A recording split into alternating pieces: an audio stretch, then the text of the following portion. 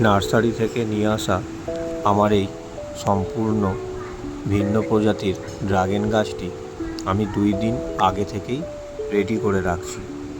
এটি পরবর্তীকালে আমি আমার একটি টবে রোপণ করব এবং তার সাথে আমার একটি পুরানো ড্রাগন গাছে ফাঙ্গাস ধরে আছে, যেটি আমি পরিচর্যা করে নেব।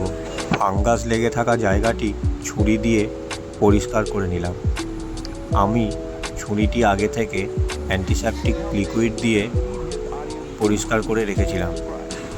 স্যাপ পাউডার নিয়ে ভালো করে পরিষ্কার করা জায়গাটি চারপাশে লাগিয়ে দিলাম। এইবার আমার নতুন ড্রাগন গাছের চারাটি আমি একই টবে রোপণ করে দিলাম। মার্চ মাস, এপ্রিল মাস ড্রাগন গাছ বেড়ে ওঠার জন্য সবথেকে উপযুক্ত সময়। ঠিকঠাক পরিচর্যা করলে খুব অল্প দিনের মধ্যেই গাছটি অনেক বড় হবে এবং প্রচুর পরিমাণে ফল দেবে।